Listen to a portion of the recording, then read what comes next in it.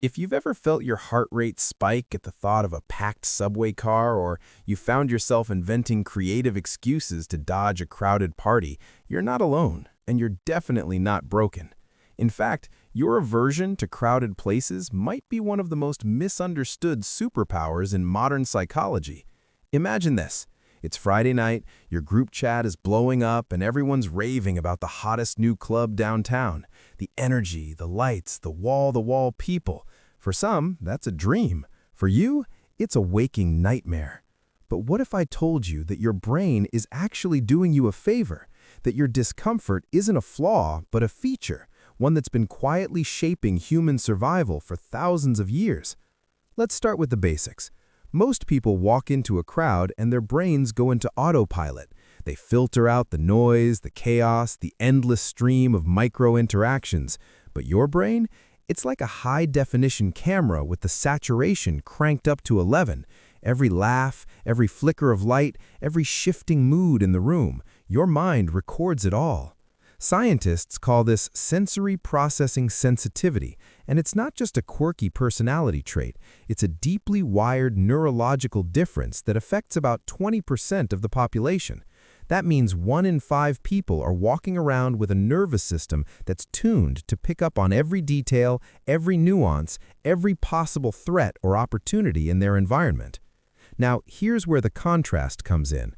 While most people are blissfully unaware of the sensory overload happening around them, your brain is running a full diagnostic scan.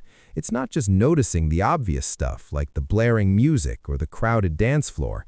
It's picking up on the subtle things, the tension in someone's shoulders, the micro-expression that flashes across a stranger's face, the way the energy in the room shifts when someone new walks in. You're not just present, you're hyper-present.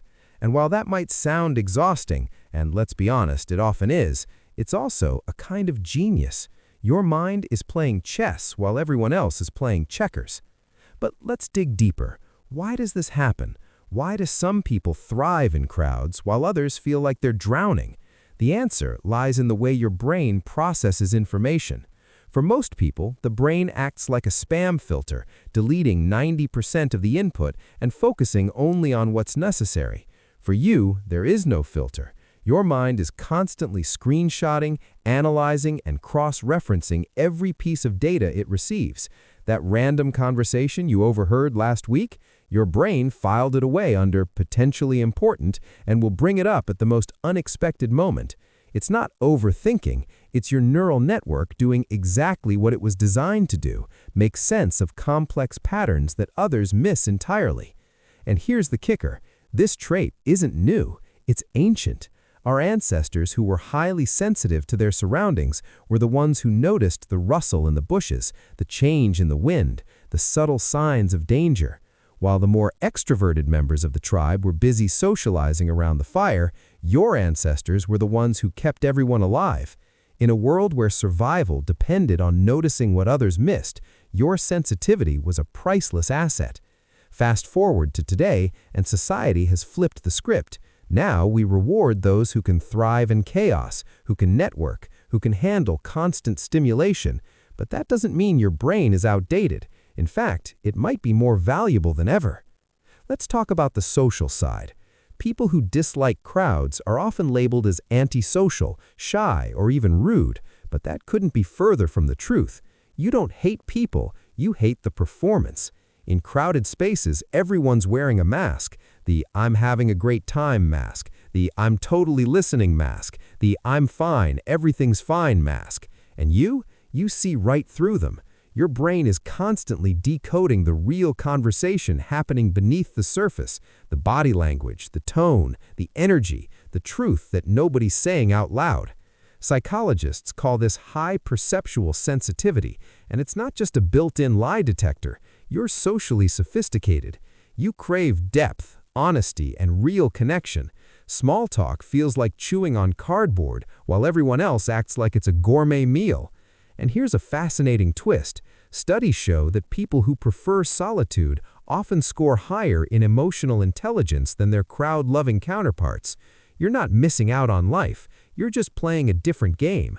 You'd rather have one honest conversation at 2 a.m. than spend hours at a party where everyone's performing their highlight reel.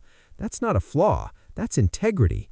Your nervous system craves substance, not spectacle, and when you're forced into surface-level interactions, it's like asking a world-class chef to get excited about instant noodles. You can do it, but why would you want to? Now, let's get into the chemistry. Your brain's reward system is wired differently. For extroverts, walking into a party triggers a dopamine rush, a chemical celebration that makes them feel alive. For you, it's more like crickets. Instead, your brain runs on acetylcholine, a neurotransmitter that rewards introspection, deep focus, and solitude. Reading a book, taking a solo walk, sitting in a quiet room, these are the moments when your brain lights up.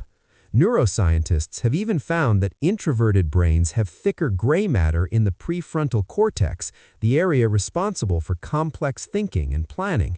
So while it might look like you're doing nothing, your mind is actually working overtime, connecting dots, creating ideas, and making sense of the world in ways others can't even imagine.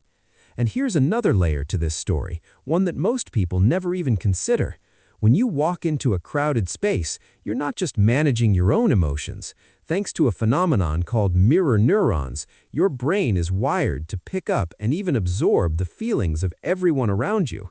It's like being an emotional Wi-Fi router, downloading the stress, excitement, and anxiety of dozens of people at once. No wonder you feel drained after just a couple of hours in a busy environment. Your nervous system is working overtime, processing not just your own experience, but the collective emotional weather of the entire room. Most people barely understand their own feelings. You're out here understanding everyone's, whether you want to or not. And here's the truth that society rarely admits. Choosing solitude isn't about running away from life. It's about running towards something deeper, yourself. In a world obsessed with noise, busyness, and constant connection, you've discovered the value of quiet. Silence isn't empty, it's where clarity lives. Solitude isn't loneliness, it's where you actually meet yourself. You're not missing out by skipping the party or the crowded event. You're opting out of a system that was never designed for people who think, feel, and see as deeply as you do. The quietest rooms often hold the loudest truths, and your peace isn't isolation, it's liberation.